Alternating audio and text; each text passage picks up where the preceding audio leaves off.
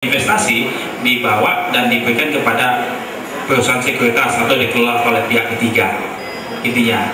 Jadi tapi dengan biaya yang sangat tinggi. Seandainya katakanlah kita bisa atau mampu melakukan investasi sendiri ke perusahaan manajer investasi, kenapa tidak? Karena biayanya sangat kecil dan mudah.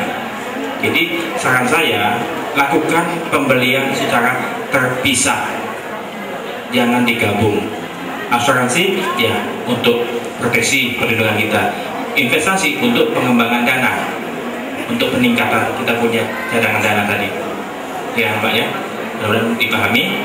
Kemudian Pak Ali tadi ya, Pak Ali, oke, tadi Pak Ali mengenai asuransi pendidikan, takaful dan segala macam. Jadi dulu namanya produk tradisional endowment ya, endowment asuransi pendidikan, betul-betul asuransi pendidikan di mana investasinya itu dijamin, dia punya returnnya atau pengembaliannya ada, itu endowmentnya.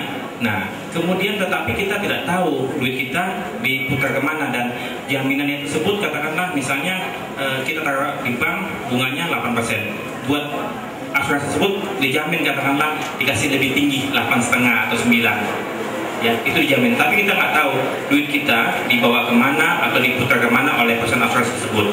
Nah itu yang endowment. Tapi kalau saat ini katakanlah investasinya nggak dijamin atau investasinya tergantung kita, itu bukan asuransi pendidikan yang zaman bahla atau tradisional tadi, itu sama saja dengan unit link, cuman namanya asuransi pendidikan.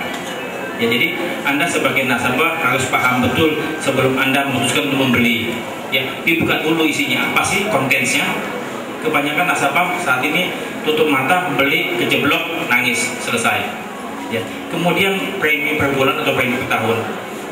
Seandainya kita mampu membayar premi sekaligus per tahun, itu jauh lebih murah, lebih ringan dibandingkan kalau pakai premi per bulan. Ya, karena dengan premi per bulan pasti ada kena loading tambahan sedikit, dan itu kan lebih mahal. Betul sih akan enteng karena dibayar per bulan dari gajian kan, tapi interestnya itu yang lebih tinggi dibandingkan interest yang katakanlah kita misalnya bisa nyimpen di bank. Jadi sarankan bayar tahunan, dicadangkan setiap tahunnya, kemudian pada waktu sudah siap kita langsung bayar sekaligus. Demikian Pak Ali. Sebelum saya membeli produk asuransi ini, saya sudah pelajari terlebih dahulu. Seperti yang Bapak tadi bilang, untuk investasi murni dan asuransi murni. Untuk investasi murni, saya kalau reksadana itu hasil yang didapat itu tidak semenarik dari investasi dari unit link yang ditawarkan oleh Prudential, di mana dari ilustrasi yang saya dapat itu di sana ada data-data dari investasi bersih dari tahun 2002 sampai dengan terakhir, di mana prosentasenya cukup menggiurkan, walaupun memang ada di tahun-tahun tertentu yang turun, tetapi untuk tahun kedepannya akan naik kembali. Jadi saya bingung sebetulnya kalau Bapak mengatakan harus ambil murni atau dengan unit link, tetapi yang dari data yang ada itu dari yang unit link itu hasilnya jauh lebih tinggi daripada investasi murni. Saya rasa itu aja pertanyaan saya, Pak. Terima kasih. Jadi saya beda sama teman-teman di sini yang investasi ya. Saya memang mencari adalah asuransi untuk perlindungan. Jadi yang saya mau tanyakan di sini, kalau memang saya mencari asuransi untuk perlindungan itu apa sih kelebihan saya ambil unit link atau sama yang tadi yang term life itu ya, yang konvensional bilangnya gitu kan, apa sih kelebihan dan kekurangannya? Karena yang saya cari adalah proteksi, bukan investasi. Terima kasih. Yang perlu dipahami oleh calon nasabah ya, bahwasannya apa yang disampaikan oleh penjual ya, ilustrasi dan segala macamnya itu bukan merupakan kontrak asuransi ya, itu merupakan ilustrasi. Oke, bahwasannya mereka punya pencapaian di tahun-tahun sebelumnya betul adanya, bukan kebohongan. Tetapi catatan saja itu bahwasannya itu pas record, bukan merupakan jaminan di masa depan. Ya. Saya tidak memungkiri Tapi yang pasti, ya, apakah nasabah persis tahu uangnya tersebut ditaruh kemana asuransi? Itu dulu. Apakah nasabah tahu persis uangnya tersebut ditaruh kemana? Ya. Kedua, apakah nasabah tahu berapa biaya-biaya yang dikenakan dan menjadi beban pihak nasabah? Nah, ini kalau saya yakin banyak nasabah yang tidak tahu. Tetapi mudah-mudahan agen sudah menjelaskan, tetapi kemudian nasabah akhirnya tidak tahu, ya. Tapi yang pasti, kembali lagi, yang perlu nasabah ketahui adalah actual. Pertama, berapa dana yang telah dia setorkan selama ini untuk investasi, kemudian bagaimana hasil pencapaian yang terakhir. Yang tadi saya sampaikan bahwasanya kalau dia sudah mulai masuk di awal di 2003-2004 dan dia mungkin sudah mencapai kemanisan atau peningkatan yang cukup tinggi, ya, 2003, 4, 5, 6, 7 itu sudah mungkin, sehingga akhirnya pada waktu di 2008 atau 2009 ini jatuh, itu masih bisa rata-rata tercover, ya, masih bisa tercover, ya. Tetapi alangkah baiknya seandainya yang bersangkutan pada waktu itu masuk langsung ke investasi murni tanpa biaya yang besar itu, saya yakin hasilnya akan jauh lebih optimal. Karena ujung-ujungnya dari investasi tadi disampaikan apa? Ada yang reksadana, tinggal orang pilihan yang ada reksadana mana? Saham, pasar uang, pendapat tetap atau campuran. Ya, jadi yang saya sarankan, belilah berpisah.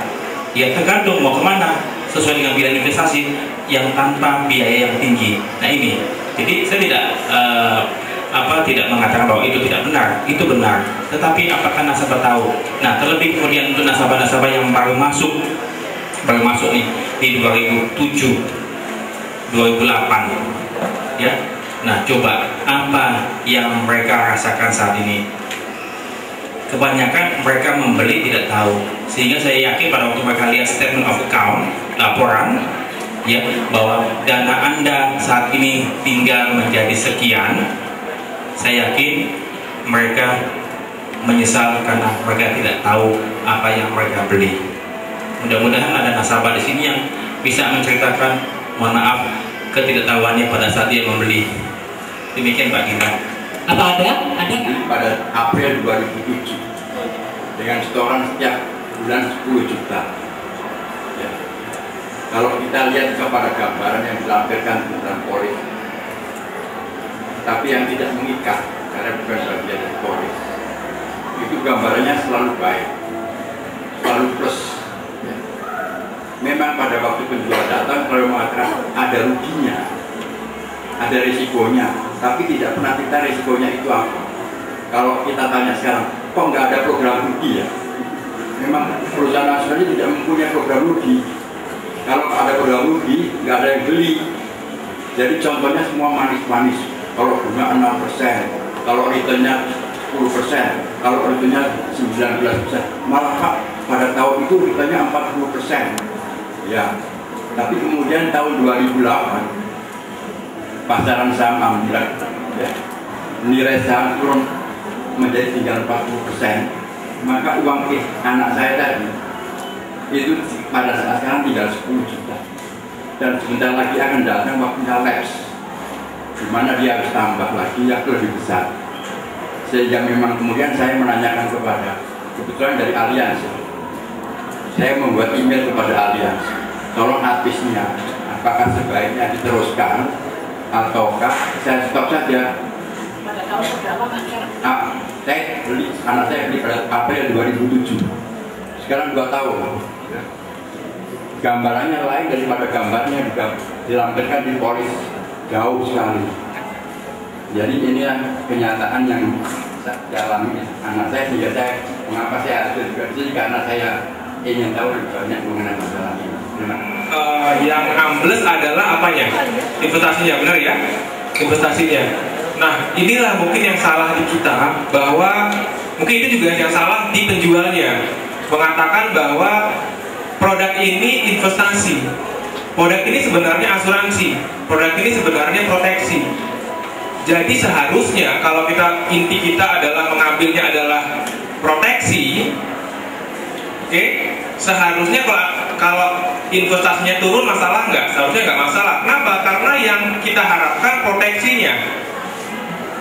Cuman masalahnya adalah mungkin pada waktu membeli dulu kita diiming-imingi atau penjualnya salah menjual atau salah menginformasikan bahwa Pak, ini investasinya besar, ini produk investasi. Nah, itulah kenapa kadang-kadang kita juga harus tahu bahwa kalau membeli sesuatu pastikan kita tahu produknya seperti apa.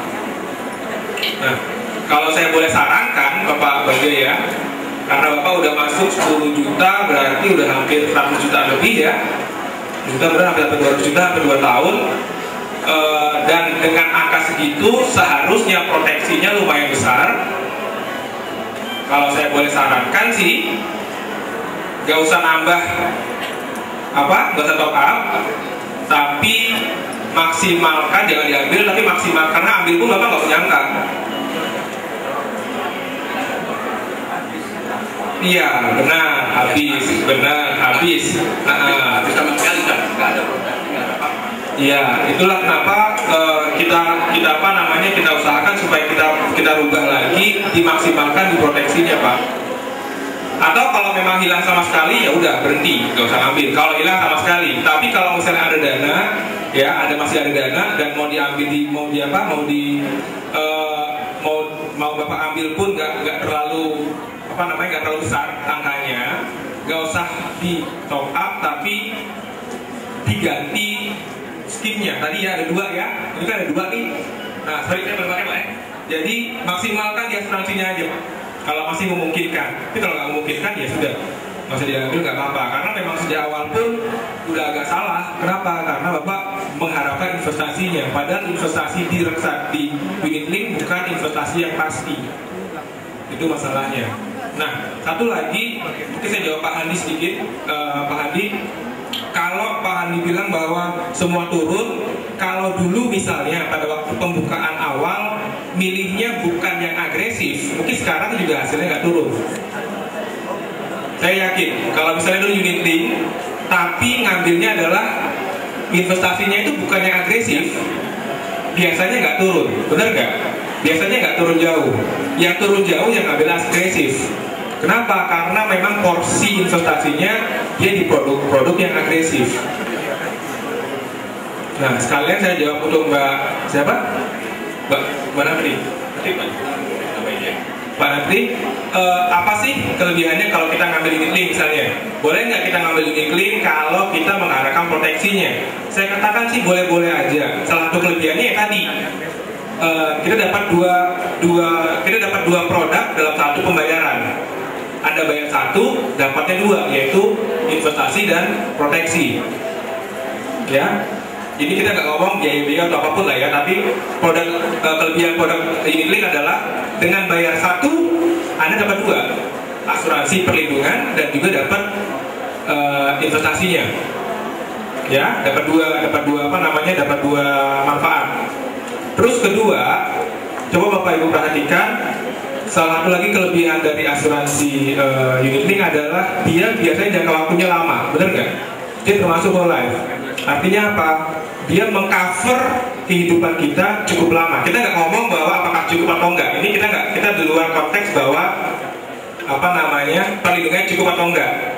Tapi term life itu tiap jangka waktu habis kita harus direview ulang lagi. Bisa jadi pada waktu kita review ulang ditolak, itu bisa jadi. Sehingga apa? Sehingga kita nggak tercover, benar kan? Tapi kalau ini udah masuk di awal, ya sudah sampai mendekati tanggalnya, sampai berapa tahun, 75-80, Anda masih di cover. Cuma masalahnya cukup atau enggak itu di luar masalah ini. Kita cuma ngomong kelebihannya apa. Nah, itu salah satu kelebihannya. Pertama, di satu produk Anda dapat 2. Kedua, sebagian besar unit link itu adalah for life ditambah dengan investasi. Jadi apa? Jadi dengan bayar 10 tahun tadi kita tercover sampai usia kita mungkin 80 sampai ada yang bahkan ada yang sampai 99. Nah, ilustrasinya ya, ilustrasi 99. Tapi sekali lagi saya bilang, di luar perhitungan apakah cukup atau tidak. Kita cuma ngomong kelebihannya itu aja. Tergantung sekarang Bapak Ibu pertimbangkan kira-kira cocok nggak, banyak nggak kelebihan itu, cukup nggak kelebihan itu. Seperti saya bilang tadi, kalau cuma Pak Freddy bilang term life, oke, nggak term life bagus. Cuman bisa jadi pada waktu kita review ketahuan kita sakit, mungkin nggak diperpanjang. Bisa jadi kan, bisa jadi terjadi, kita nggak tahu. Tapi memang dia akan lebih memberikan hasil lebih tinggi. Oke, itu saran saya dan jawaban untuk beberapa penanya tadi. Pak Freddy nambahin? Ada tambahan Pak Freddy? Untuk sebentar mengenai Bu Natri, ya, kelebihannya unit link ada dalam buku saya. Ada 3 kelebihannya. Pertama, hemat waktu, betul praktis, 2 in 1 atau 3 in 1. Kedua, hemat